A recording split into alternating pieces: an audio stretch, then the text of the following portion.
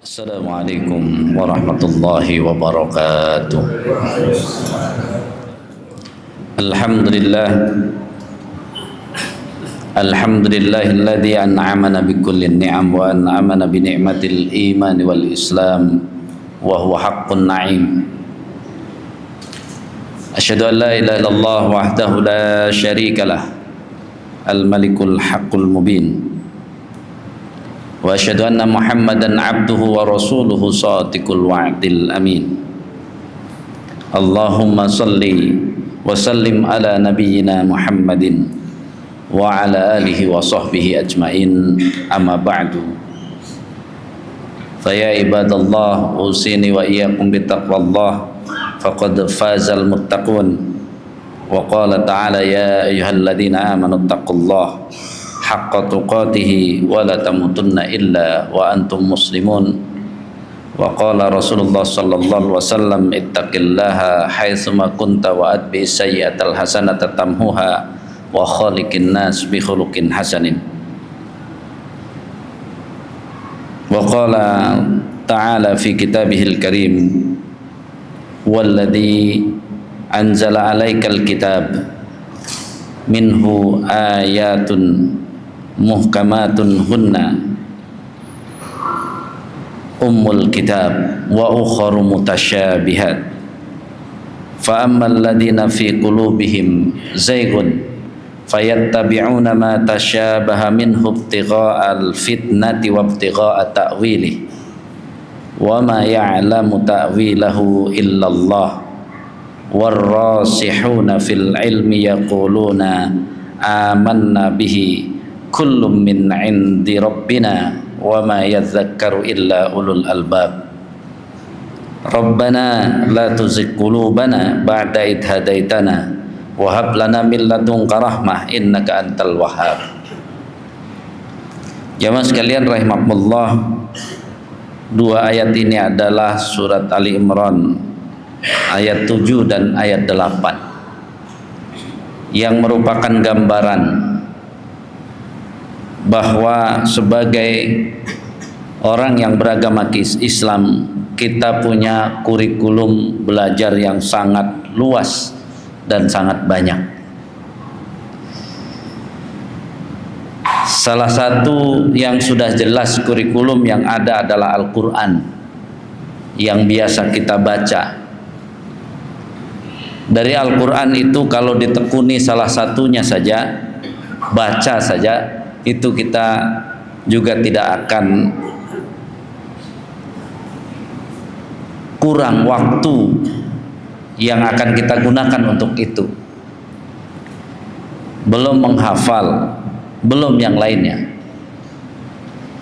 Namun demikian, ketika kita ternyata di area tersebut ya, tidak memiliki dasar yang banyak, maka akhirnya seperti mayoritas yang ada di Indonesia, maka cukuplah belajar membaca Al-Quran dengan riwayat Hafiz an Asim yang biasa kita dengar dari bacaan-bacaan di imam-imam kita. Bagi yang hafal dan mampu, bahkan mungkin dia bisa meneruskan riwayat-riwayat yang lain, karena masih ada 7 riwayat yang dibolehkan untuk dibaca di dalam sholat. Walaupun perkembangannya dari 7 qiraah menjadi 10 qiraah, dari 10 qiraah menjadi 14, di zaman kita sekarang ini 14 qiraah, di mana yang 3 berarti yang 7 tambahannya adalah berdasarkan kalimat-kalimat Arabnya, sehingga tidak ada dasar yang 7 lagi untuk dibaca di dalam sholat, tapi bisa dipelajari dan bisa dikuasai cara bacanya. Jamaah Jumat rahimakumullah, maka dibutuhkan bagi kita untuk punya waktu belajar tersebut. Bahkan bukan hanya punya, kalau kita menggunakan syarat, salah satu syarat yang harus dimiliki seseorang untuk memiliki ilmu yang disebutkan oleh Imam Syafi'i adalah tuluz zaman. lamanya waktu belajar harus kita sediakan. Maka yang sudah dibahas di kajian kita jangan jauh-jauh, contohnya Nabi kita saja. Nabi kita saja waktu penguasaannya adalah 22 tahun lebih untuk menguasai agama ini, di mana sudah jelas 22 tahun lebih itu intensif terus menerus. Berarti kalau waktu kita sedikit berarti sudah jelas lebih dari 22 tahun. Sehingga jamaah sekalian rahimakumullah, dari awal mari kita pahamkan kepada diri kita masing-masing. Karena hukum belajar sudah semuanya kita amini dan kita tahu belajar itu adalah fardu ain.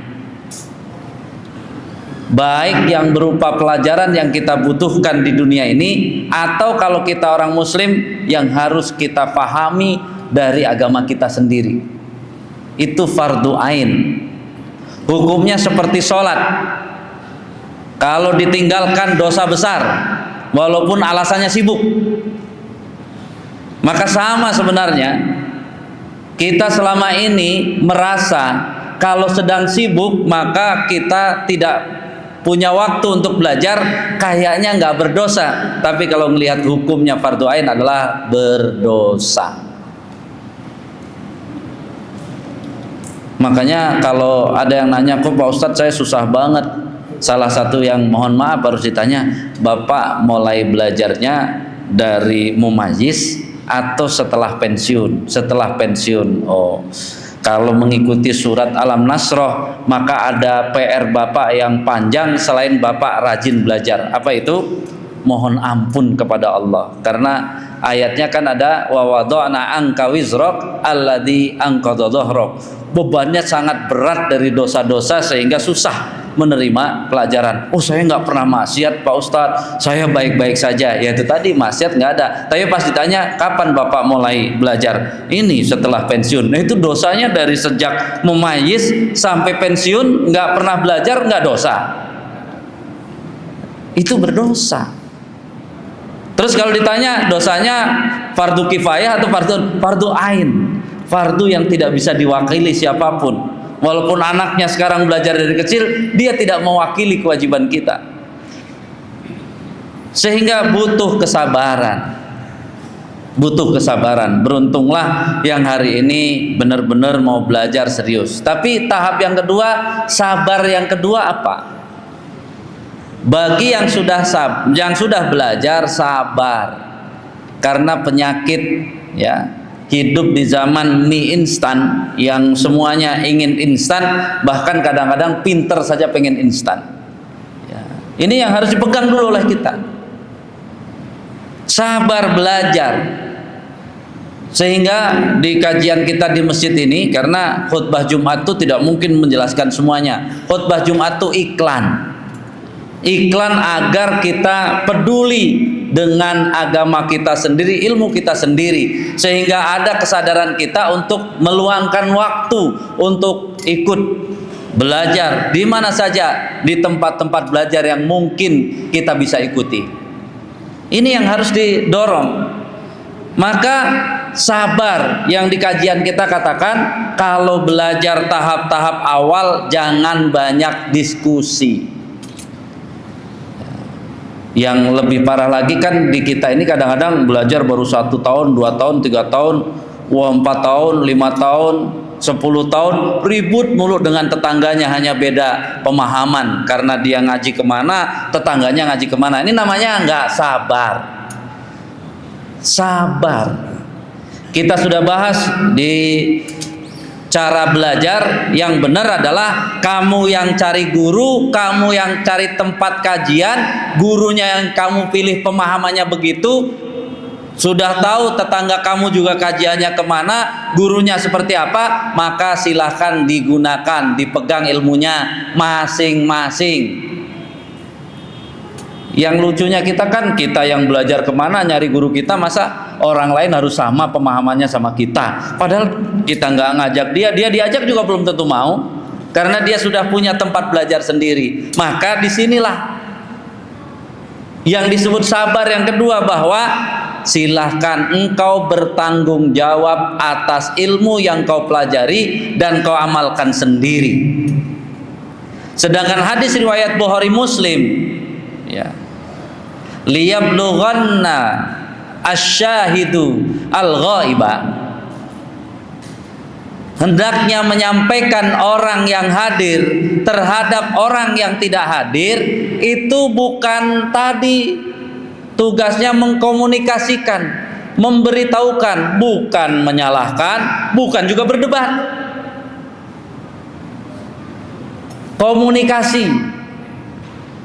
Dan ingat, dalam ilmu komunikasi, arti komunikasi itu kalau dua arah nyambung, itu namanya komunikasi. Kalau tadi mengkomunikasikan ternyata terjadi berantem, itu namanya miskomunikasi. Berarti nggak beres dia melaksanakan hadis riwayat Bukhari Muslim, suruh mengkomunikasikan malah kamu berantem. Berarti kamu yang tidak beres, tugas kamu tidak benar. Maka arti komunikasi bahasa masyarakat adalah ngobrol. Arti ngobrol ya tidak memaksa, namanya juga ngobrol. Saya baru dapat kajian dari guru saya begini. Kawannya bilang, saya juga dapat dari guru saya, tapi kali dari guru saya begini. Oh begitu, selesai. Itu namanya ngobrol. Wah, jangan-jangan guru nggak perlu, karena apa? Emang kamu tahu yang guru kamu terangkan dua-duanya? Nggak usah, kan dua-duanya cuma disuruh ngobrol. Oh, ada yang begitu ya? Iya, ada juga yang begitu, selesai. Masing-masing, yang satu mengamalkan yang dia pelajari, yang satu mengamalkan yang dia pelajari. Selesai masalah. Selama ini kan tidak disuruh mengkomunikasikan, malah bisa jadi disebut bukan komunikasi, memaksa. Saya kan disuruh menyampaikan. Kamu menyampaikan atau menyalahkan? Menyampaikan atau memaksa? Kalau menyampaikan tadi, saya dapat dari guru saya begini. Kalau dia ngaji, saya juga dapat. Nah, lumayan dapat 2 pemahaman. Jangan-jangan kalau dipelajari lagi ada 3 pemahaman, ada 4, ada banyak pemahaman. Ya sudah, biasa-biasa saja. Mana yang kamu pelajari, yang mana yang kamu yakini, itu yang kamu pegang. Kenapa? Kalau sudah belajar, di sini kan ayatun muhkamat, ayat-ayat yang jelas saja, itu masih ada lagi. Kalau nanti sudah lulus semua ayat-ayat yang jelas, ada ayat-ayat mutasyabihat. Ayat-ayat mutasyabihat sudah ketahuan. Kalau ayat mutasyabihat itu ayat-ayat yang pendapatnya akan lebih dari 4, namanya juga mutasyabihat. Di kita kan enggak, diskusi terbuka di video-video, ayat mutasyabihat pengennya maknanya 1, itu sampai kapanpun enggak bisa. Salah satu contoh diskusinya, Allah ada di mana, itu mutasyabihat. Jadi kalau ada yang memahami 10, ya biarin aja, karena nggak akan ada yang tahu sesungguhnya makna itu. Ya ayatnya ada tetap dikategorikan mutasyabihat. Kenapa mutasyabihat? Sudah berhubungan dengan zat Allah, itu mutasyabihat. Di mana ada zat Allah kan mutasyabihat. Lucunya mutasyabihat jangan dijadikan ukuran akidah. Ini kan mutasyabihat nggak bisa ukuran akidah. Ukuran akidah bukan ayat-ayat mutasyabihat. Jadi yang muhkamat apa? Allah itu ada. Adanya di mana? Kita anggap mutasyabihat. Selesai. Maka yang kafir itu yang mengatakan Allah tidak ada. Kalau Allah ada, aman. Mau adanya di mana? Terserah kamu belajar di mana. Selesai. Karena tidak ada urusan untuk tambah mendalami lagi, itu sudah masuk zat Allah. Makanya sabar yang ketiga, kadang-kadang ada kecenderungan maksud belajarnya nggak jelas, sehingga memang suka cari yang aneh-aneh, yang akhirnya apa? Banyak menimbulkan masalah. Makanya Allah sudah mengatakan, orang-orang yang dalam hatinya itu ada masalah, maka dia belajar, tapi dia sengaja yang dia ikuti adalah ma tasyabaha minhu ibtigha'al fitnati wa ibtigha'al ta'wili. Jadi orang-orang suka udah jelas kajiannya udah bener, ini kata ustadz gitu, padahal belum tentu seperti itu.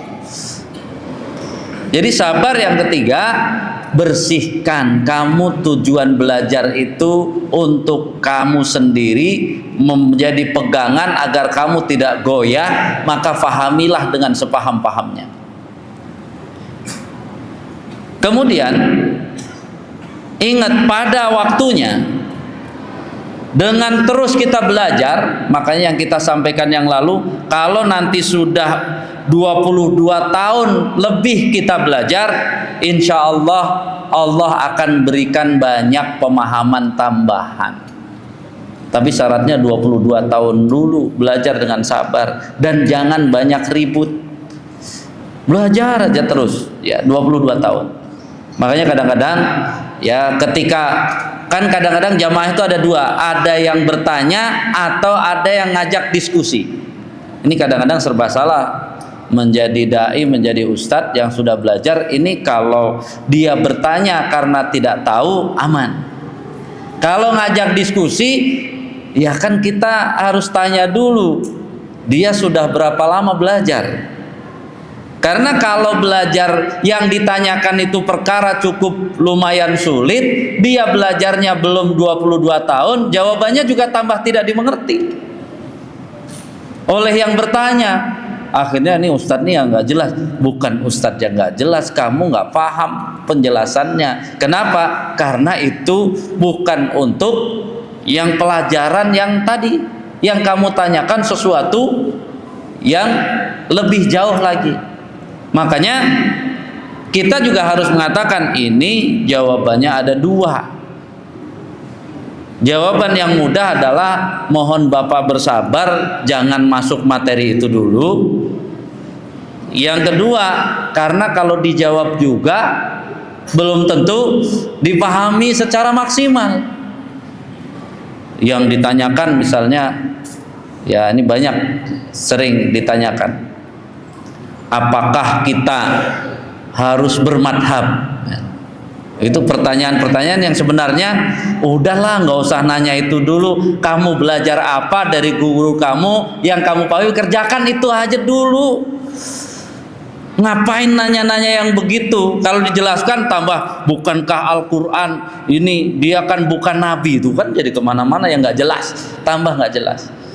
Makanya para jamaah sekalian, salah satu kesabaran dalam belajar Islam ini yang akan dimintai pertanggungjawaban dari Allah adalah yang sudah Bapak pelajari, kemudian Bapak bagaimana dilaksanakannya atau tidak. Itu yang pertama. Wah, kalau gitu enak dong Ustadz, saya kalau gitu jangan rajin-rajin ngaji karena biar yang ditanya sedikit. Yang kedua ditanya juga waktu Bapak kapan saja tidak belajar, itu juga ditanya. Kenapa alasannya tidak belajar juga ditanya. Jadi nggak ada yang enak ya, semuanya dunia ini memang untuk ujian kita layak masuk surga atau tidak. Namanya ujian ya nggak enak. Nggak bisa main curang, nggak bisa main curang. Jadi masing-masing kita ayo belajar sungguh-sungguh, dan tugas berikutnya nggak usah pusing yang lain, tapi yang sudah saya pahami, yang sudah saya pelajari, ini yang harus saya jadikan tanggung jawab saya, yang akan saya mintakan pertanggungjawaban dia, yang akan dimintai pertanggungjawaban oleh Allah. Yang saya nggak tahu, nggak ada masalah, nggak ada masalah. Itu yang harus dipegang dulu. Nanti perkara-perkara yang lain ya harus kelas khusus, naik level. Ayo mau ngomong seperti apa ya. Jadi ini menjadi catatan, sehingga insya Allah kalau kita jelas naik kelasnya, maka jamaah akan banyak tapi berkelas. Arti berkelas itu ilmunya sudah berkelas. Kita hidup di zaman sekarang, jamaahnya yang kadang-kadang andalannya pengen belajar untuk yang dia senangi, yang dia pokoknya yang nggak usah yang berat-berat lah Pak Ustadz, yang enak-enak. Padahal ketika kita ajak pelajaran enak-enak dan seneng-seneng adanya di kelas TK. Masa nanti kita berpuluh tahun cuman TK doang? Pantesan kalau diajak berjuang oleh ustadz-ustadz ngerepotin umatnya, diajak berjuang ngerepotin. Kenapa? Karena kelasnya masih kelas TK. Bayangkan kalau bapak-bapak disuruh, jangan yang susah lah, suruh jalan-jalan saja. Bapak dibayar 10 juta tapi disuruh bersama satu bis anak TK, itu bapak bukannya jalan-jalan. Makanya banyaknya kaum muslimin tidak akan memberikan solusi apa-apa kalau pas diukur ternyata kelasnya masih TK. Itu yang ada ngerepotin, ditaruh di masjid, masjidnya repot, ditaruh di mana ustadznya repot. Ya karena apa? Kelasnya TK. Makanya mari kita gunakan masjid kita ini untuk tadi naik kelas, minimal SD lah. Karena di dunia nyata ini lulusan SD masih bisa masuk tuh, diterima kerja, minimal lulusan SD. Saya belum pernah baca diterima kerja minimal lulusan TK, belum pernah ada. Jadi yang ada adalah lulusan SD. Jadi kalau umat kita sudah mulai lulusan SD enak, dikasih tugas dia sudah mulai ngerjakan. Kalau anak TK dikasih tugas yang ngerjakan orang lain, gitu kalau anak TK. Ya, kalau dia dengan ibunya yang repot, kalau dengan kakeknya yang repot. Makanya kita ukur umat kita. Jadi jangan bangga dengan banyak saja, tapi mulai berpikir, saya ikut umat yang kelas mana nih? Kelas TK atau kelas SD? Nah, kalau mau ujian kapan? Kalau pas SD nunggunya kelas 6 kalau mau lulus, mau tanya ujian. Ini kelas 3 kapan saya lulusnya? Ya belum, masih nunggu kelas 6. Yang nggak ada ujiannya tapi di wisuda lulus, ya memang TK. Itu TK itu nggak ada ujian, nggak ada apa, tahu-tahu lulus di wisuda. Ya tapi masalahnya tidak bermanfaat. Makanya ini mudah-mudahan sekali lagi mari gunakan kesempatan sisa usia kita ya untuk belajar, dan benar-benar belajar, fokuslah pada apa yang kita pelajari. Beda dengan kawan kita, nggak apa-apa semua. Dengan ibaratnya satu jamaah masjid ini beda-beda, nggak apa-apa, asal serahkan kamu belajar, ya beda nggak apa-apa, kamu belajar, lakukan sesuai dengan pemahaman yang kamu pelajari, itu aman dulu. Masalah masjid nanti tinggal apa? Saling memahami, itulah berjamaah. Saling menguatkan, itulah berjamaah. Bukan satu, kalau satu warna namanya bukan jamaah. Ya, bukan jamaah. Jamaah itu Nabi menyatukan berbagai warna dalam satu wadah masjid ini. Barakallahu li wa lakum fil Qur'anil azim wa nafa'ani wa iyyakum bima fihi minal ayati wa dzikril hakim wa taqabbalallahu minni wa minkum tilawatahu innahu huwas samiul alim fastaghfirullahal azim li wa lakum innahu huwal ghafurur rahim. Alhamdulillahi rabbil alamin wal 'aqibatu lil muttaqin fala udwana illa 'alal zalimin. Asyhadu an la ilaha illallah wahdahu la syarika lahal azizul hakim wa asyhadu anna Muhammadan abduhu wa rasuluhu shadiqul wa'dil amin. Allahumma salli wa sallim ala nabiyyina Muhammadin wa ala alihi wa sahbihi ajmain. Amma ba'du, fa ya ibadallah usini wa iyyakum bi taqwallah faqad fazal muttaqun. Qala ta'ala ya ayyuhalladzina amanu taqullaha wa qulu qawlan sadida yuslih lakum a'malakum wa yaghfir lakum dunubakum wa may yuti'illaha wa rasulahu faqad faza fawzan azima. Sebagai penutup jamaah sekalian, pengamalan ilmu, kalau melihat Ibnu Umar saja, anaknya Umar bin Khattab, itu setiap datang ke Mekah dia membawa unta sekaligus keledai. Bayangkan kalau kita kan mau haji umroh cuman bekal sendiri. Kadang-kadang kalau di Mina itu tas kita ditaruh di tempat tidur orang lain aja, jangan di sini. Padahal lihat Abdullah bin Umar bawa unta dan keledai. Keledainya untuk apa? Untuk persiapan kalau ada orang butuh. Jadi bayangkan, mereka itu kalau punya ilmu maka pengamalannya sampai semaksimal itu. Kalau kita semuanya bekal dibawa untuk sendiri, bahkan kalau bisa orang lain nggak dikasih. Kalau sahabat sudah sampai ke sana, artinya apa? Ilmu makin lama didalami, nanti kita akan makin banyak kebaikan-kebaikan yang super, yang disebut dengan inspiratif. Karena arti inspiratif itu adalah dari aspirasi, kemudian dari aspirasi itu dilaksanakan, dikerjakan sampai menghasilkan sesuatu yang menginspirasi. Makanya kita suka pakai salah kata lagi apa, mencari inspirasi, bukan. Kalau masih dicari itu ide, ide itu aspirasi.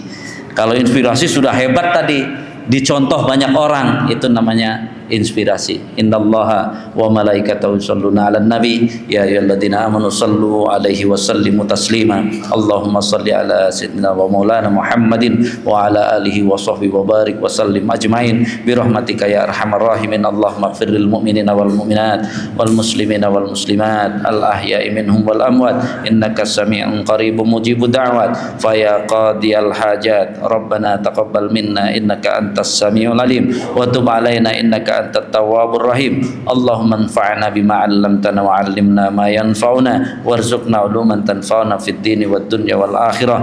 Allahumma inna nas'aluka 'ilman nafi'an wa rizqan thayyiban wa 'amalan mutaqabbala. Allahumma inna nas'aluka al-huda wat tuqa wal 'afafa wal ghina. Rabbana ighfir lana dhunubana wa liwalidina warhamhum kama rabbawna shighara. Rabbana hab lana min azwajina wa dhurriyyatina qurrata a'yun waj'alna lil muttaqina imama. Rabbana dhalamna anfusana wa illam taghfir lana wa tarhamna lanakunanna minal khasirin. Rabbana la tuzigh qulubana ba'da idh hadaitana wa hab lana min ladunka rahmah innaka antal wahhab. Allahumma ansur muslimina wal mujahidina fi Palestin. Allahumma ansurhum nasran qariban. Allahumma ansurhum nasran azizan. Allahumma ansur muslimin fi Indonesia min makril kuffar wal munafiqin wal musyrikin. Allahumma ansurna nasran qariban. Allahumma ansurna nasran azizan ya azizar rahim ya rabbal alamin. Rabbana atina fid dunya hasanah wa fil akhirati hasanah wa qina adzabannar. Wa sallallahu ala nabiyyina Muhammadin wa ala alihi wa sahbihi wasallam. Subhanaka rabbana rabbil izzati amma yasifun wa salamun alal mursalin walhamdulillahi rabbil alamin. Aqimus shalah.